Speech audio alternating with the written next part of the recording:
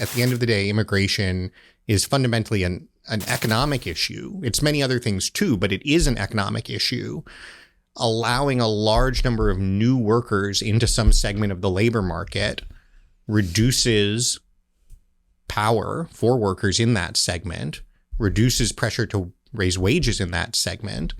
And if you look at American public policy in recent decades, our willingness to ever expand the supply of less skilled, lower wage workers through immigration has in fact had the effect of suppressing the wages of both native workers and the immigrants who are already here.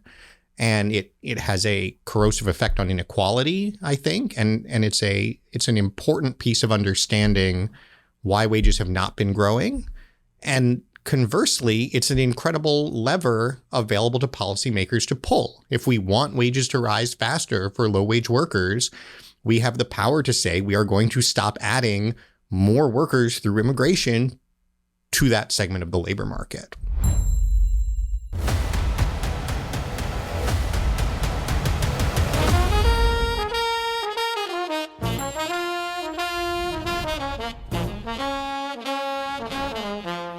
Howdy, everyone, and welcome back to Moment of Truth, the podcast of American Moment. My name is Saurabh Sharma. I'm the president of American Moment, and this week it's just me. Nick is off at a conference in Ogden, Utah. He is very popular on the podcasting conference circuit these days, so we cut him loose to go do that. This week we had back on one of our favorite people in all of American public policy. We had on today Oren Cass, but before I get to that, be sure to go to AmericanMoment.org to find all the information about what American Moment's up to this summer. You can find AmCanon, which is our compilation of books, essays, podcasts, YouTube videos, and more on all the issues we care about. You can find a sign-up form for AM Fridays. This is our summer lecture series on Capitol Hill, where we're bringing public policy experts like Oren Cass and Stephen Miller and Russ Vought and so many more to talk about the variety of issues. This is a lunch series for junior staff on Capitol Hill. We have a room booked in the Senate for the 10 Fridays between June 9th and I believe August 11th. So go fill out that form and we can get you the room number and make sure you get RSVP'd for that. Be sure to rate and review this podcast, and just in general, fill out AmericanMoment.org/join if you'd like to come meet with us. If you're an intern in DC this summer and you believe in the issues that we care about here at American Moment, you can come by our office and meet with us. You'll get some cold brew coffee, get a Diet Coke, a Perrier, whatever you'd like, and we'll sit down and talk about how to make sure that you do vastly better than every other intern in your office and succeed. We are here as a resource to you guys. Take advantage of it. We want to help you get integrated with our movement and our community here on Capitol Hill. But as I mentioned before, we had back on this week Oren Cass, who's the executive director of American Compass, the author of The Once and Future Worker, A Vision for the Renewal of Work in America, 2018, and a contributing opinion writer for the Financial Times. And he came back on our podcast to talk about a fantastic new collection that he recently put out called Jobs Americans Won't Do. Or, sorry, I got that wrong. Freudian slip. It's Jobs Americans Would Do, playing off the trope that there are jobs Americans won't do, and that's why we need to have mass migration, especially at the lower ends, to dispossess the American people of their prosperity, their dignity, their security, and their country. That's my words, not Oren's, but we had a fantastic discussion about the state of legal immigration in America and American Compass's proposals for reorienting that legal migration program towards one that benefits Americans' national interest. The contention is simple. All these free marketeers in DC talk all the time about how supply and demand exists and market forces exist, yet they conveniently shut up and clam up or obfuscate when it comes to the labor market. The truth is that the mass cheap labor movement that has been prevalent since the 1965 Hart-Celler Immigration Act has been a disaster for the American economy, and we go into the comprehensive case for that with Oren today. It's a fantastic episode, one of the pantheon of American Moment's most useful episodes, I think. I think you guys will enjoy it. I don't want to spoil too much of it. You guys know Oren, his fantastic work. Go to AmericanCompass.org to find out more about it. We'll link the piece in the show notes below. We'll go straight away now to Oren Cass to talk everything legal immigration. Oren, thank you for coming back on the podcast. Always a good sign if I'm invited back. So you put a piece up on American Compass's website recently as part of a new collection on immigration. we care about a whole variety of issues at American Moment, but when it comes to my personal psychotic obsessions, immigration is high in that list. One might argue the foremost. And this piece approached immigration from not the sort of shiny news items of Title 42 or, the invasion at the border, all of which are real things and bad things. We've recently done episodes on it, but on the question of legal immigration and how it turns out that labor markets have supply and demand like anything else. Why don't you explain what the broad thesis of that piece and American Compass's approach on the question of immigration is, and we'll go from there. Yeah, sure. It's funny you mentioned like the Title 42 thing. I think it ended up being that we released it, literally the same day Title 42 expired. And, always pleased from a communications perspective. But for us, that wasn't the hook. The hook was all of the discussions that have been going on about labor shortages. And it's been really interesting, I think, over the last year or so to see the rhetoric spin up on both sides of the political aisle about this idea that we have a labor shortage, that, is unemployment too low? Is it driving inflation? And of course, each side then has its own set of proposals in response to that. The one thing that both sides say we should do in response to that is increase immigration. And what's so fascinating about that is it is an explicit concession that, as you just said, immigration affects labor markets. One would think that is an extremely obvious and non-controversial statement to make. But in recent decades, there has been this strong push, which I would argue is almost entirely pretextual, from people who, for other reasons, want to support higher levels of legal immigration and just open borders and a failure to enforce the law generally. There's this push to say, no, immigration doesn't affect the labor market. In fact, it doesn't do anything to the wages of especially lower wage workers already here. And yet at this moment now, when we see a very tight labor market, we see concern are rising wages driving inflation. People have just run to this argument that, well, if we increase immigration, that will solve this. It will loosen the labor market. It will reduce pressure on wages. And by the way, that is exactly correct. But it's a massive admission by all involved of the thing that everybody already knew, which is that at the end of the day, immigration is fundamentally an economic issue. It's many other things too, but it is an economic issue. Allowing a large number of new workers into some segment of the labor market reduces power for workers in that segment, reduces pressure to raise wages in that segment. And if you look at American public policy in recent decades, our willingness to ever expand the supply of less skilled, lower wage workers through immigration has, in fact, had the effect of suppressing the wages of both native workers and the immigrants who are already here. And it has a corrosive effect on inequality, I think. And it's an important piece of understanding why wages have not been growing. And conversely, it's an incredible lever available to policymakers to pull. If we want wages to rise faster for low-wage workers, we have the power to say we are going to stop adding more workers through immigration to that segment of the labor market. So take a historical view on this for me. What was the inflection point or series of inflection points in the last 100 years or whatever timeline makes sense where immigration policy really started having a distortive effect downward on wages? It's a good question. I mean, if you think about just the general sprawl of immigration policy, you obviously had a period a century ago of very high immigration. Although interestingly, we're reaching the point where a century ago marks the flipping of that switch. Mm-hmm. The period of high immigration was really sort of 1890 up to World War I. In the aftermath of World War I in the 1920s is where the U.S. really flips its policy and much more tightly restricts immigration. That remains in force until the 1960s, when I believe it's in 1965, we significantly liberalize immigration policy. And so then we have this era, 1965 through the present, where in general we've had a very liberal immigration policy.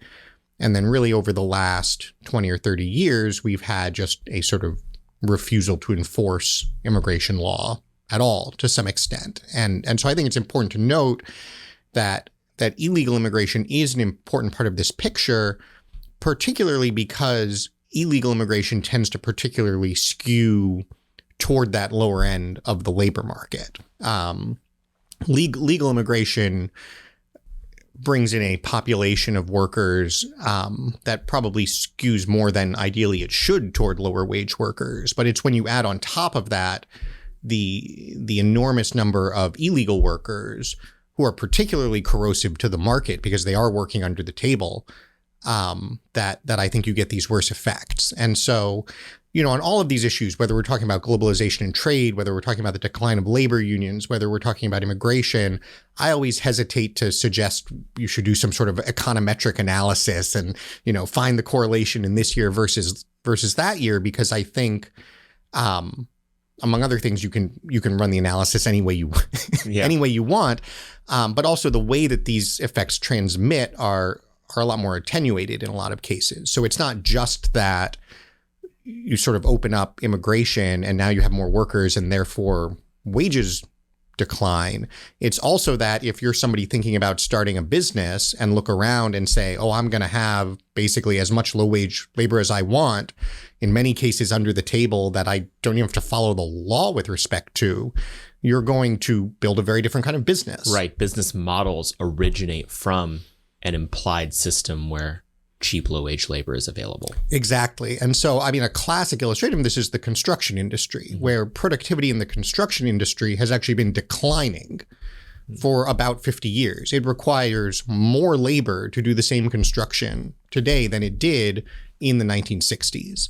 And would that be because it went from sort of a higher skilled profession to sort of a brute force, just throw people at it profession, or how would you frame I think there are a lot of things going on. I think, folks on the right will fairly say that regulation is also a big piece of it. Mm-hmm. So again, I wouldn't ever do a single factor analysis, but if you compare to what you might hypothetically have expected, if you had a tight labor market, if you had to pay good wages, if you were focused on developing skills in the workforce, you would expect productivity to be growing at 1-2% a year.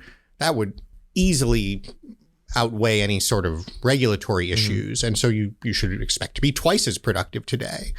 And so the fact that instead the approach that the industry has clearly taken is, well, we'll just find more not especially skilled labor when we need it. Again, you're not going to find that in your econometric analysis of, well, when did more immigrants enter which regional market and so forth. But you are going to see it in just a massive loss in good high wage jobs and productivity for the society generally. And so, what I would say broadly to actually answer your question, I think what you see is that we had, as with so many areas of policy, an economy and a labor market in the, post World War II up until 60s or 70s era that was focused on tight labor market, assumed that higher wages are a good thing, and built the most prosperous middle class in the world. And then you have an era from roughly 1970 to the present where we flipped to this idea that we just want as much cheap stuff as possible.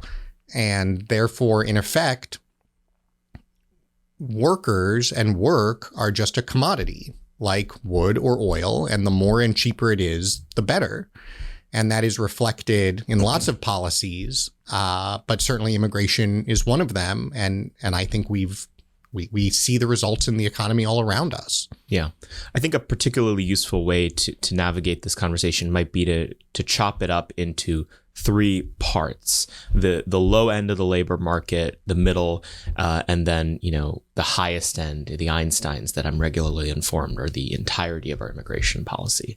On the low end, where is most low-end immigrant labor concentrated in terms of industry? Well, it's in low-wage industries, and so it's in the personal service sector, and whether you're thinking about food service, landscaping, lawn care, personal services, concentrated in agriculture, obviously, concentrated in the lower end of the construction market.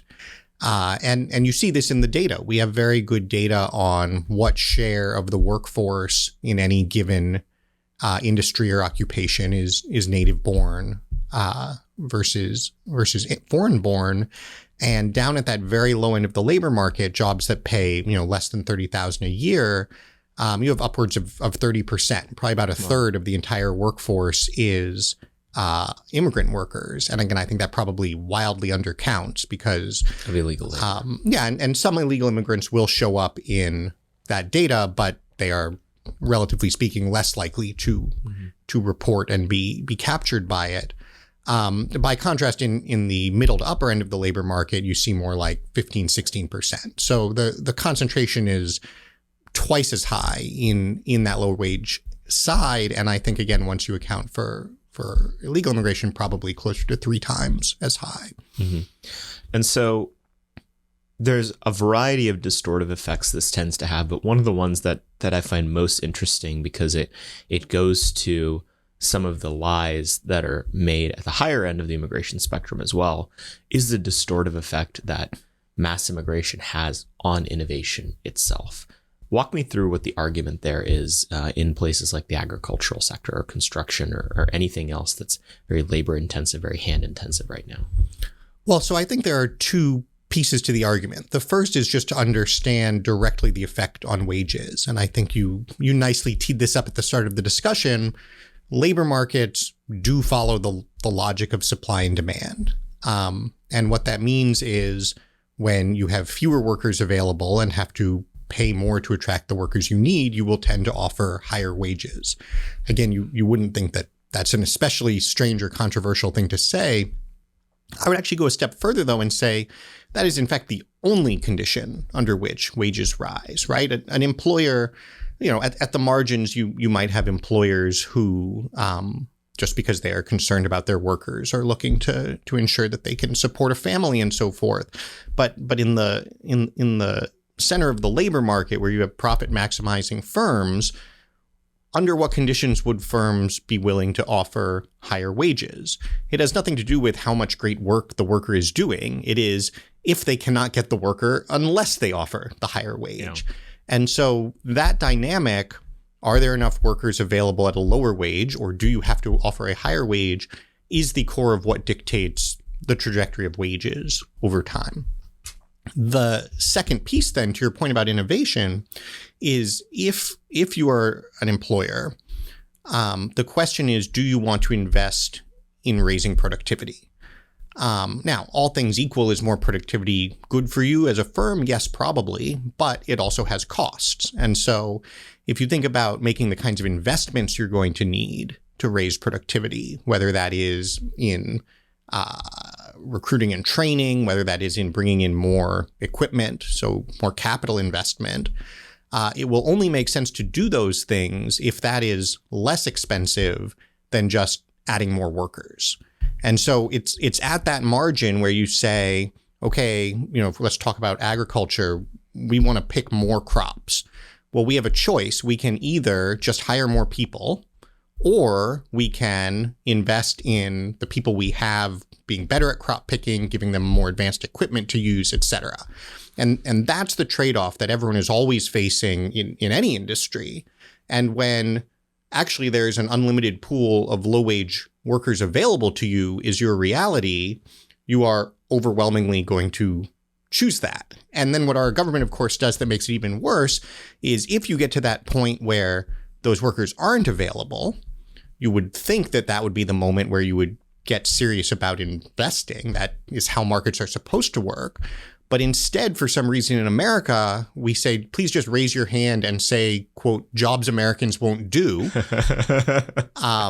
And then we'll create a program for you. So we have this agricultural guest worker program, H-2A, which it's actually quite recent. I mean, in 2005, we had about 50,000 workers coming in each year through this visa program. Now it's more than 250,000. Wow. And so even where and this goes to this core labor shortage concept, even where there really were not workers available, for some reason, the response of our policymakers is to say, well, the way to solve this problem is more workers, even though that's, of course, exactly the opposite of what anyone actually committed to free markets should actually want to see happen. Mm-hmm. Yeah, it's the jobs Americans won't do cliche is one of the most frustrating things in our immigration discourse. Can you talk a little bit about what your research has evidenced about how true that is? Like, are there truly industries like agriculture, maybe heavy manufacturing, et cetera, that there just doesn't seem to be interest in, American citizens in doing? So yes and no. And I think this is exactly the crux of the problem conceptually. And this is, our project on this, we called it Jobs Americans Would Do. Yeah. And we start with this hypothetical, which I've become increasingly fascinated by over the past few years, which is thinking about some tech bro in San Francisco who's, he's driving down to LA for a conference, probably a Bitcoin conference, if I were to guess.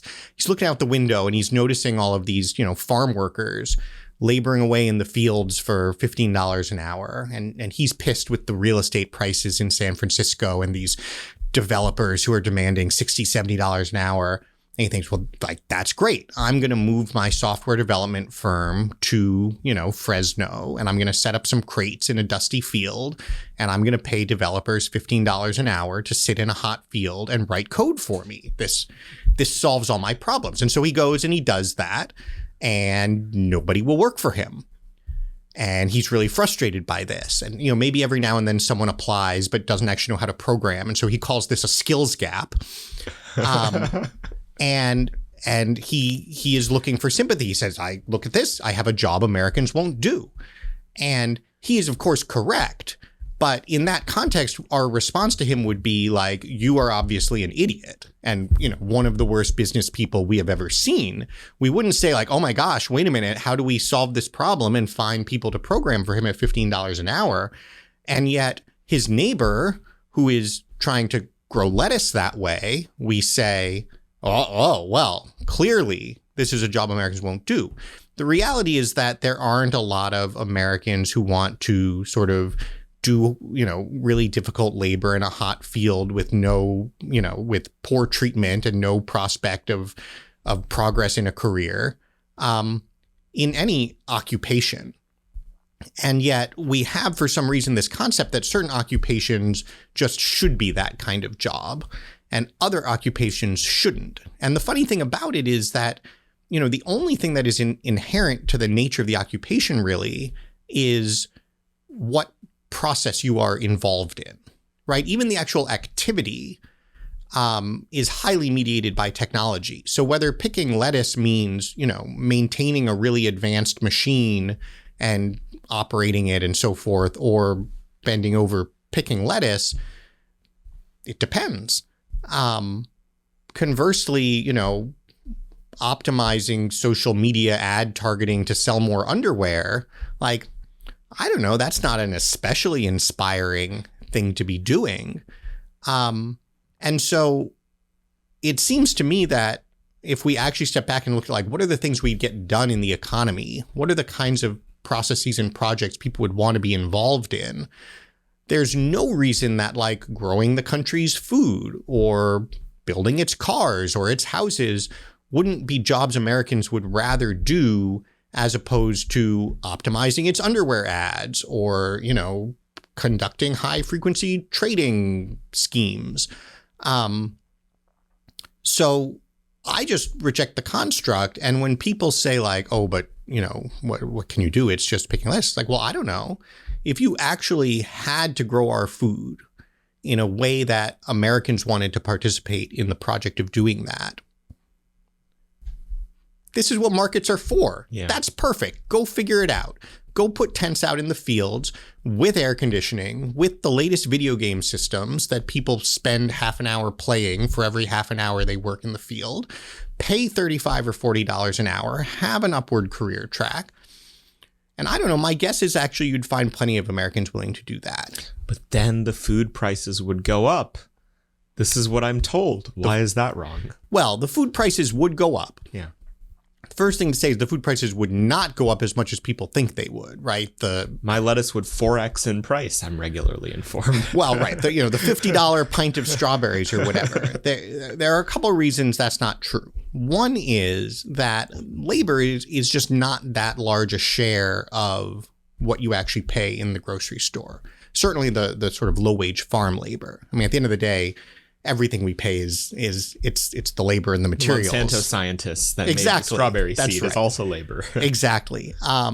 But if you actually trace it through, and again, U.S. Department of Agriculture has excellent data on this by crop, you can see that only about a third of the cost of the farming activity typically is actually the labor.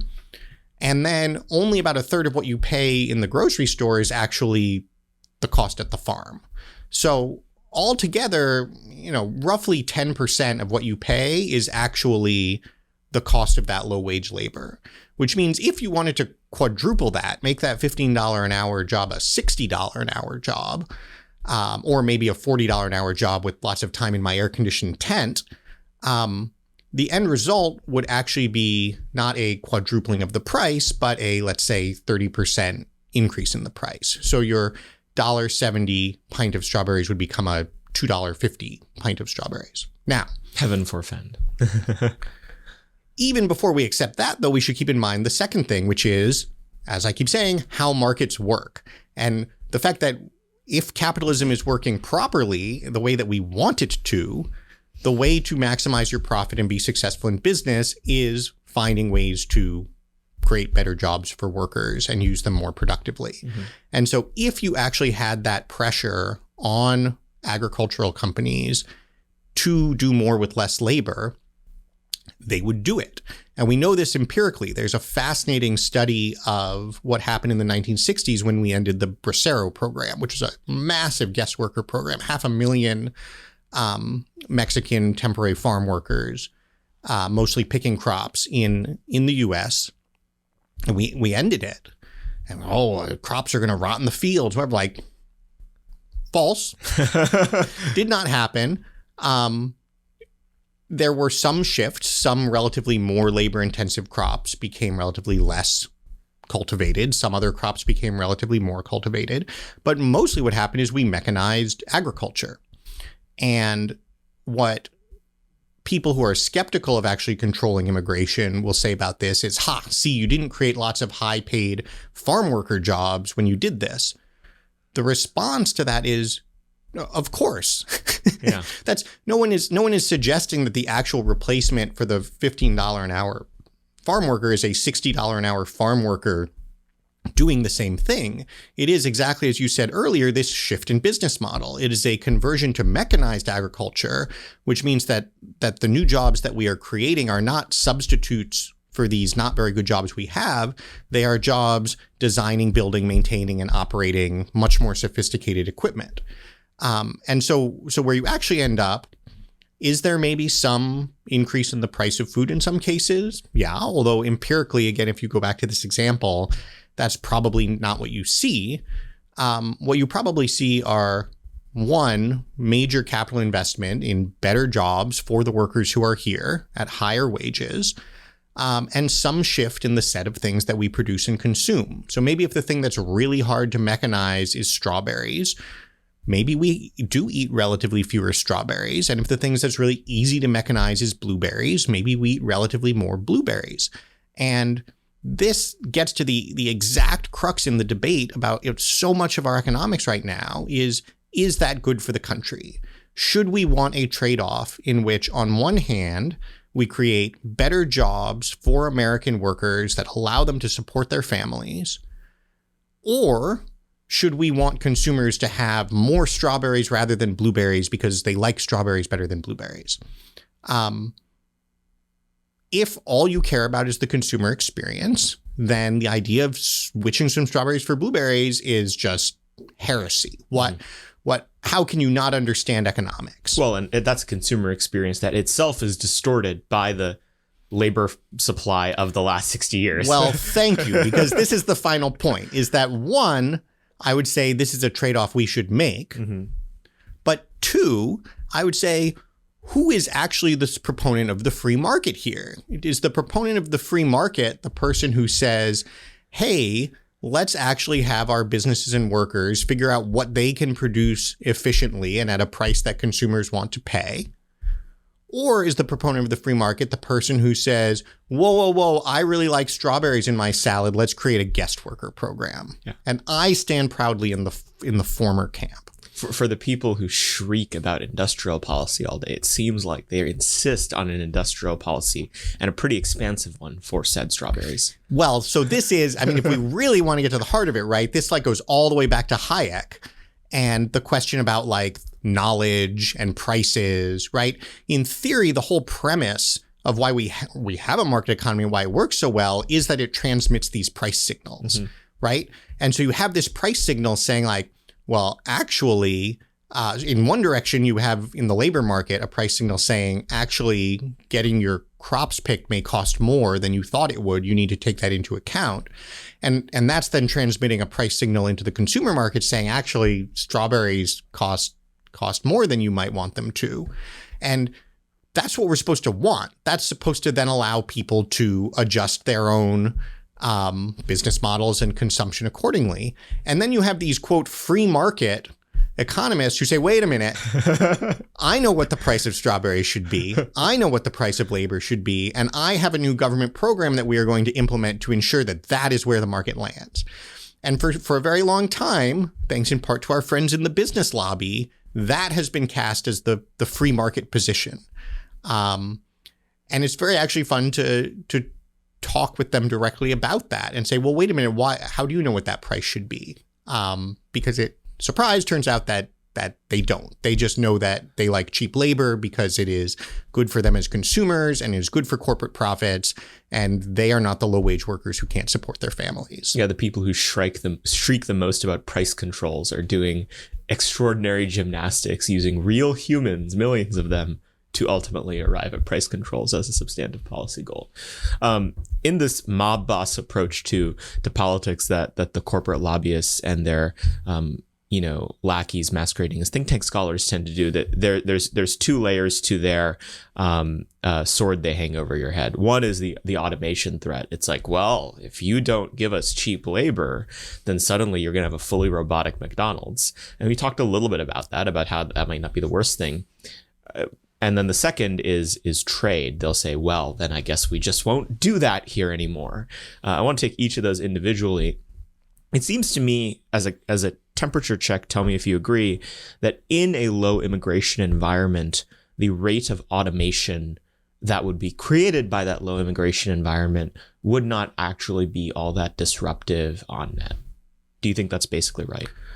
I think so. And I would say like, automation good. Yeah. that's technological progress. Right. First of all, it's worth noting here that automation has stalled. Like, notwithstanding all the headlines, productivity growth is in a terrible place in this country. It's been slowing in, sort of secular trend for a while. In the last decade, it has fallen off a cliff. I mean, manufacturing productivity has been has fallen over the past decade. We were talking earlier about construction, where this trend has been in place for 50 years. In manufacturing, productivity has fallen over the last decade. We make less in a factory with a given number of workers than we did a decade ago, which is unbelievable. That shouldn't even be possible. And economy-wide, over the last year plus now, productivity has been falling, right? You have all of these employers shrieking. I apologize for our listeners. Shrieking is just if you work if you work and spend time speaking with folks in industry and certain lobbies. Shrieking is the only appropriate word. Caterwauling. Caterwauling is good. That's right. Sometimes it's a more melancholy shriek. Yeah. That there's a labor shortage and they can't find enough workers and productivity is falling. What is going on? That it is totally inexplicable. And so this idea that we should be worried about automation is completely backward. Automation is the formula by which we become more productive, jobs become better, a worker for the same amount of time can earn higher real wages and provide more for their family. And call me when automation is actually happening so quickly that in a healthy growing economy, we are throwing people out of work. But it hasn't happened really since the onset of the Industrial Revolution. And then if you go back and look at it, I think the best evidence actually shows that the problem during the Industrial Revolution was it allowed the substitution of child workers for adult workers. So that's a different podcast. But point being, that sounds like an amazing problem to have and would be the opposite of the problems that we actually have in America today. Yeah. And so the other mob boss tactic they say is, well, if you want these wages to be so high, we're just going to pick up and move our production to another country, to which I typically say, no, you won't. We're not going to let you. What do you say to them? Well, so I think that is the correct answer. I think it's important as a preliminary matter saying, whoa, wait a minute. I was told that the premise of free trade is that we all have our comparative advantage and free trade was going to create better jobs at higher wages for American workers. So how could it be that what trade is actually doing is ensuring that wages can't rise for workers? That's surprising. And then when I, get back off my fainting couch, and I'm glad that we all admit the truth of how free trade works, I say exactly what you just did, which is, well, that's what's wrong with how trade works. Yeah. And the core thing that we should be focusing on in the trade context is that trade is fine. I love the idea that we trade, but trade should be balanced. The premise of trade should be we make things here that we send elsewhere for things that people making elsewhere want to send here. And that sounds like a fairly simple, obvious starting point. It is in fact an assumption underlying all of the classical economists like Adam Smith and David Ricardo, who our economists point to and say, well, as you know, trade is good. Like actually only true if that condition holds. And so we could, there's a whole conversation about what are the policies to ensure that condition holds. But if you imagine a world, and it is within our control to be in that world where you have balanced trade, then the actual response to somebody who says, well, we're just going to go make it somewhere else instead is, okay, you can, but if you think you're going to go make that stuff somewhere else to sell it to our American consumers for the same price, you're right. You're going to have to, again, have something that we're making here that we're going to trade back. And so at the end of the day, we are going to create the demand in the American market for what American workers do. And if we make that the core commitment of our policy across immigration policy, across trade policy, across a whole host of other policies, capitalism might actually work. I am capitalism's greatest booster in believing that if you actually understand what it is and how it is supposed to work, it can deliver everything its proponents say, and that is what we should be pursuing. What you can't do is ignore all the things that you need for capitalism to work, do the things that just generate sort of high incomes for a small segment of the population and high profits for corporations, and then say, well, sorry, that's just that, you must have gotten your policy wrong. Yeah. Moving into the next third of the labor market, middle class immigration. This is not typically a category talked about very often, except in the realm of specific professions. I'm thinking nurses, doctors, that kind of thing. What's the lay of the land in terms of the distortive effects or lack thereof of mass middle class immigration into the United States? Well, it's interesting that you describe things as, nurses, doctors as the middle, because in the wage distribution, they're actually way up at the high end. Even nurses? Oh, sure. I mean, I think, median salary for a worker in America is, I believe, around $40K. Okay. So, nurses, depending on the market and so forth, but you're up in the 60 to 80K range in a lot of cases. As I never tire of saying, the median American worker still doesn't have a college degree, and certainly isn't working in a field that requires a college degree. So as soon as you're talking about someone who actually has higher education relevant to the job they're doing, you are in what we call the fortunate fifth. That only describes about 20% of Americans. And so, it seems to me that we can talk about that group, but I would just say, in a sense, the fact that category 2 is already that high speaks to the fact that for, in a sense, the vast majority of the labor market, and those particularly, who are down at the, below that median,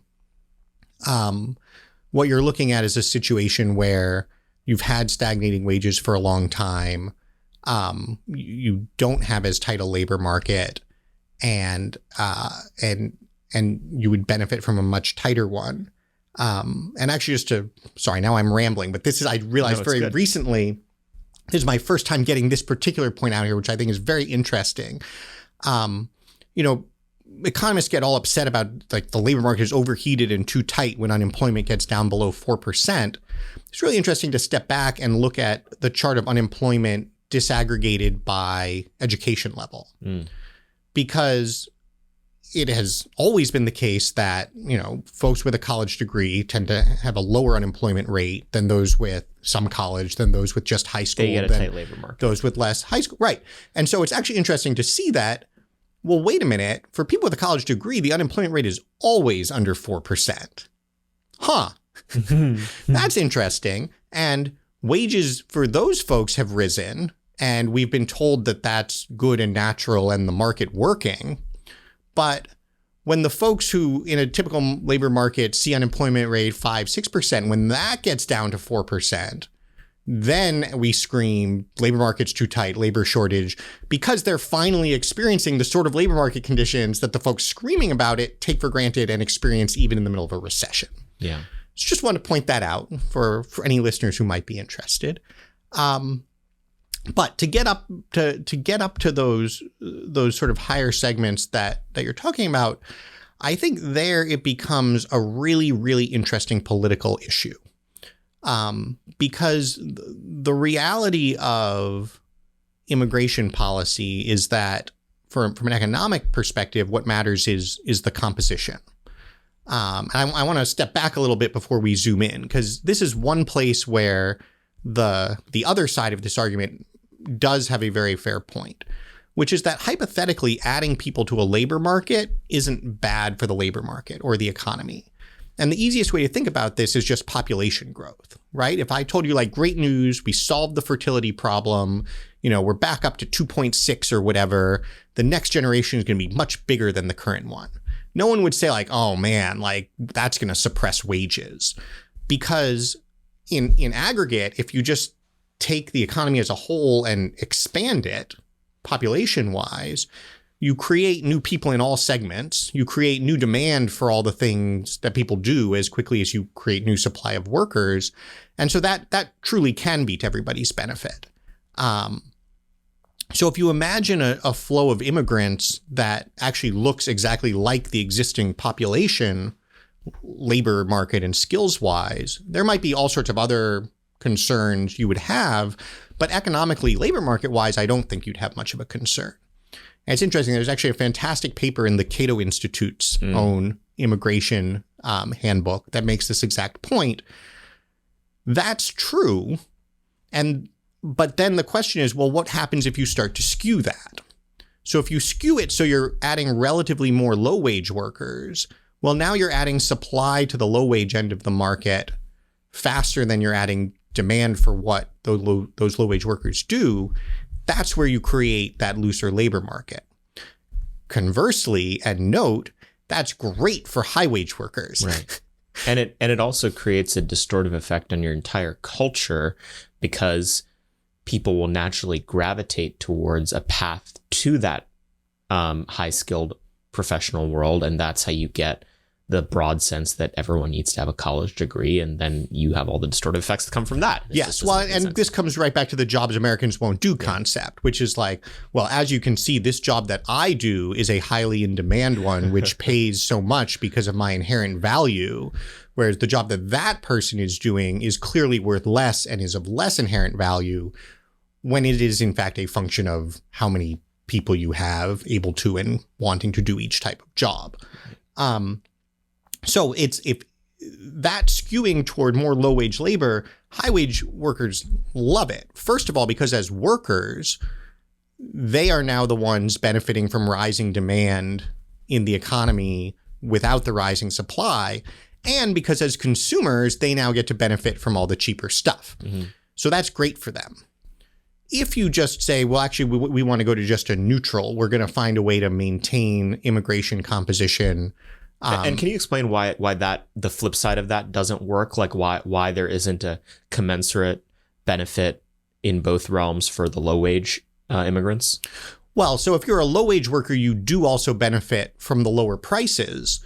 But the problem is it comes back to this exact same point that as a lower wage worker, your labor is concentrated entirely in low wage labor.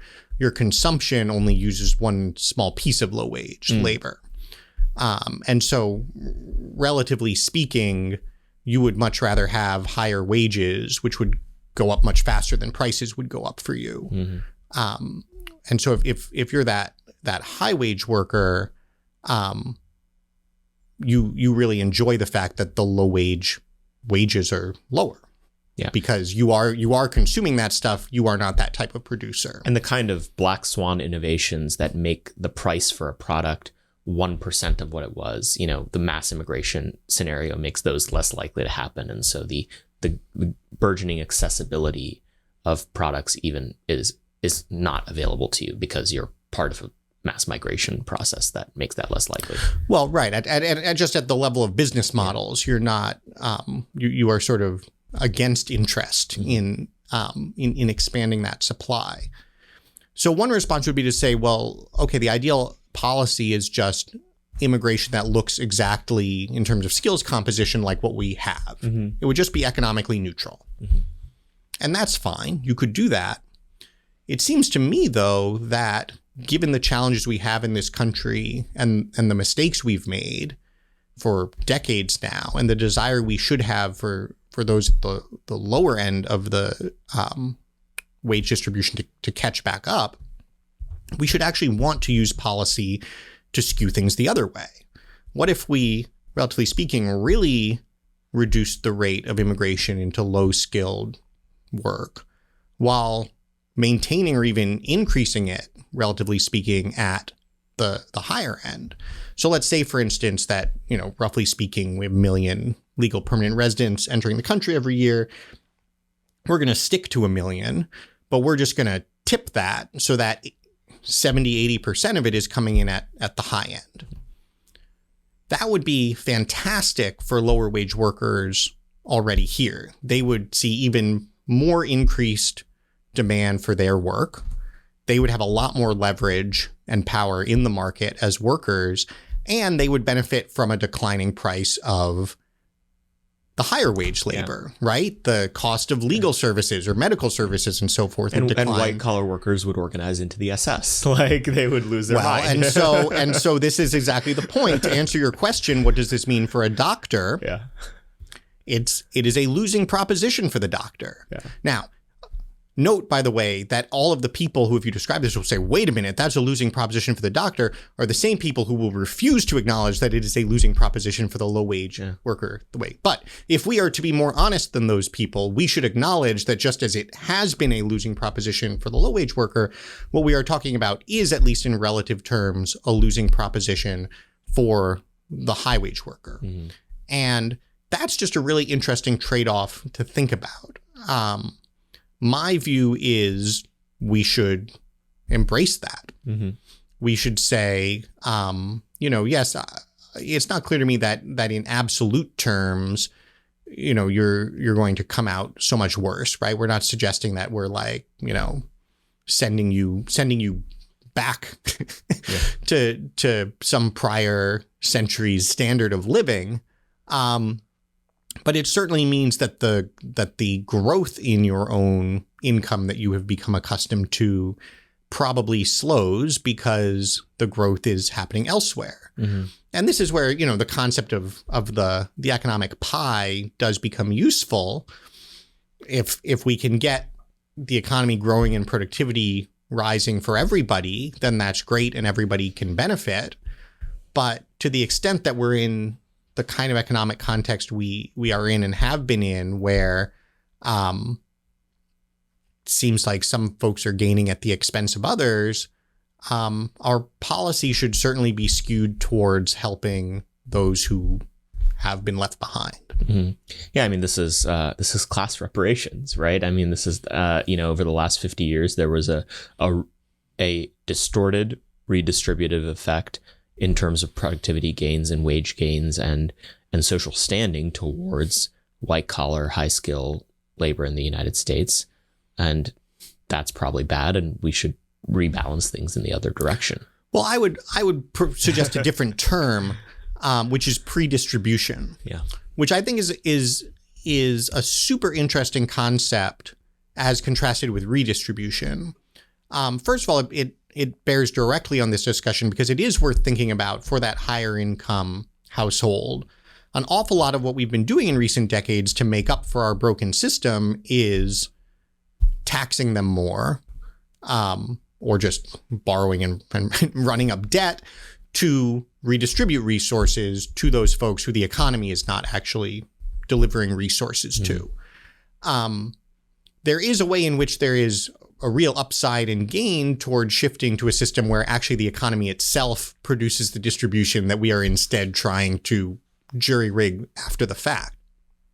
But it also, I think, speaks to a really important conceptual point, which is, and this is what we've been talking about throughout this discussion in the way that these policy choices affect what jobs pay, that any distribution of income across different workers is in part a function of the set of policies we choose.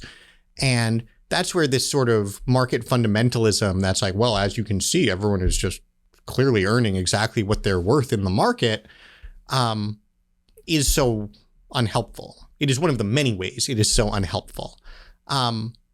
If we do, in fact, have some substantive preferences for the kind of distribution of income we would like to see in the economy, which obviously we do, then we should want to adopt policies that try to accomplish that type of distribution in the way that the economy functions, instead of having a system that totally maldistributes the income and then correct for it after the fact. And so these kinds of immigration policies, the trade policies we were just talking about, education, I mean, all sorts of policies go to this exact question. Do we want to actually try to make the market work well for folks, which if we support markets should be our top priority, or do we want to focus all of our attention on these fights of how we redivide the pie and move from one plate to another after the fact? The final part, and we talked a little bit about this, we have the highest skilled labor in the United States. Now we may even have a disagreement on this, but I would argue that it's a raw deal no matter how you cut it in terms of mass immigration, and that, on one side of the ledger, we take low skill workers and we make them compete against, a mass migration pool. And then we tell them, well, maybe you should learn to code. Maybe you should get some skills. And then when they come to do that, it's like, oh, we have all these programs here too. H-1B, OPT, sorry, you're going to train your replacement tech worker at Disney or, Amazon or whatever. Walk me through how you think about the question of high skill immigration. Well, high skill immigration, I think, can mean two very different things. I think one of the most important things to say about H-1B is that it's not actually high skill immigration in a meaningful way. And there's actually excellent work from the left of center on this. Economic Policy Institute, Ron Hira in particular, does wonderful work looking at who do these H-1B visas actually even go to? Right? They tend to be entry-level workers. They tend to be at firms that are actively, their business model is to help people outsource. Comically, in the last year of widespread layoffs across Silicon Valley, you continue to see demand for more H-1B visas. How does that work? Hey, look, the labor shortage, there's no time. If your goal is cheaper wages, there is always a labor shortage, right? I need a bumper sticker that we can make that a little pithier, but that is the way employers look at this sometimes. So the H-1B kind of stuff I would just put off to a side and say, first of all, just as a temporary worker program, it stinks. American Compass, we've done a bunch of work on this point that just whatever you think about permanent immigration and what the right level is, let's have that fight. Under none of those answers are temporary worker programs at all sensible. There are some interesting industrial policy examples, but with respect to the economy's regular operation, we should be getting rid of those anyway. H-1B in particular is this sort of faux high skill thing that is not actually meaningfully high skill in any way.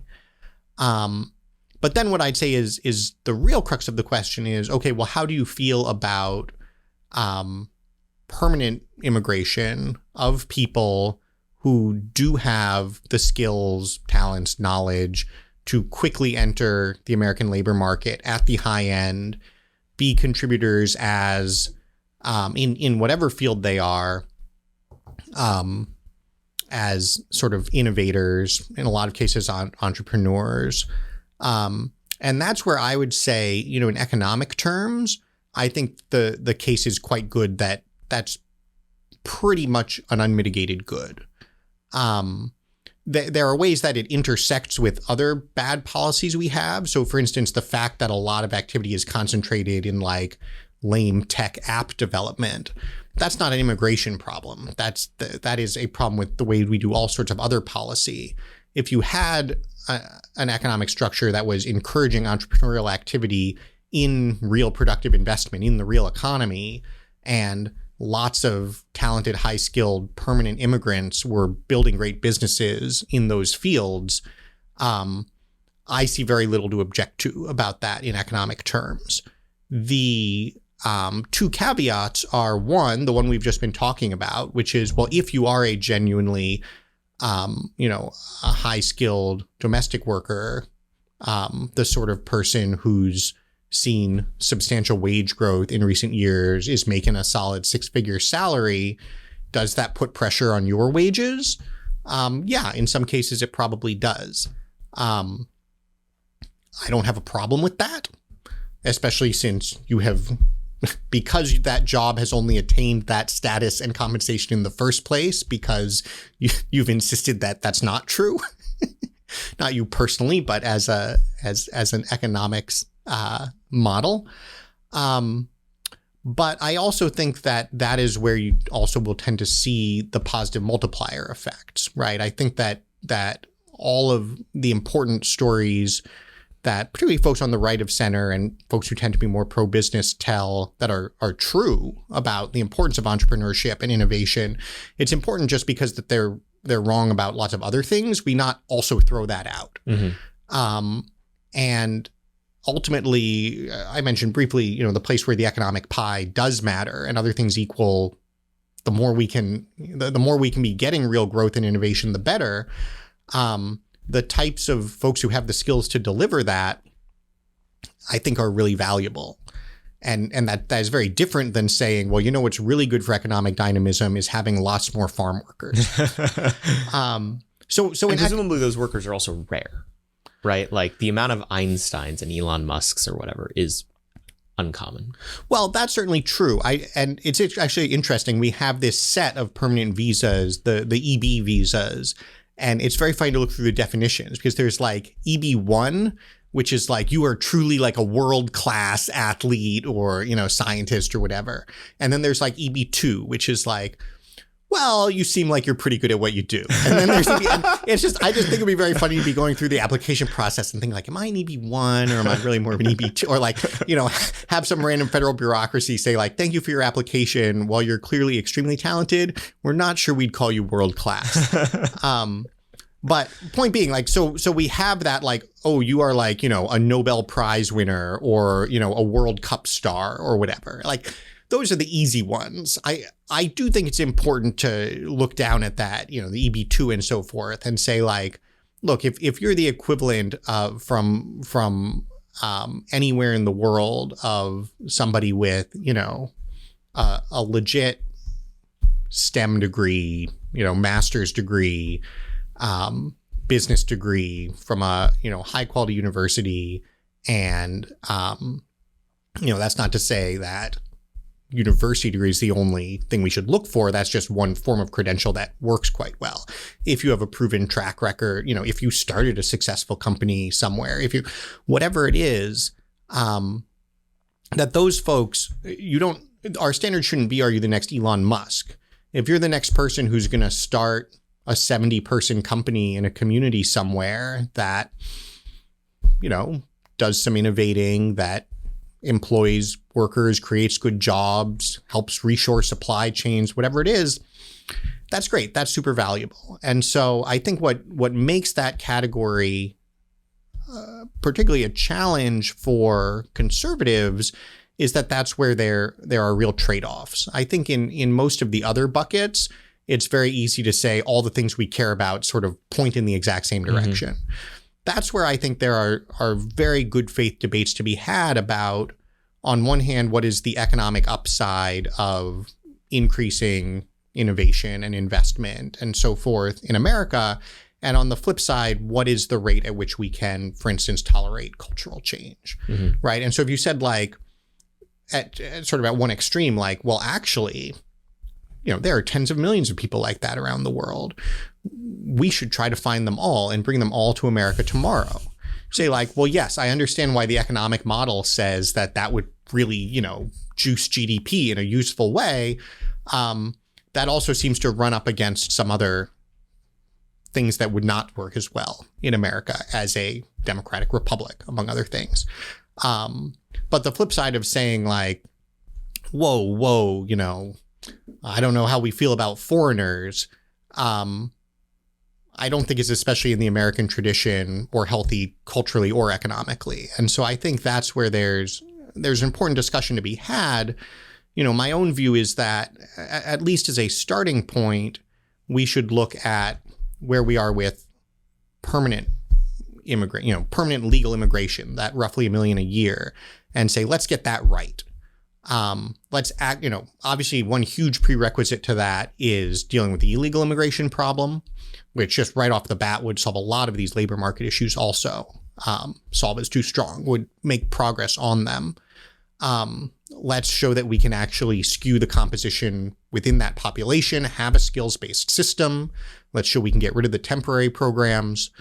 And then let's look and see where we are. Yeah. On my list of things we need to deal with, all those other ones would be first.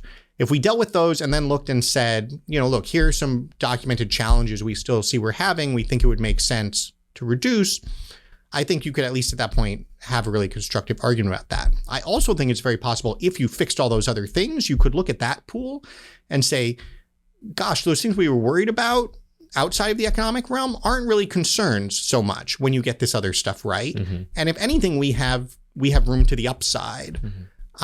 And that's something I wish the hardcore pro-immigration crowd would take more seriously, is that in the current broken system, we cannot do any of the things they want anyway.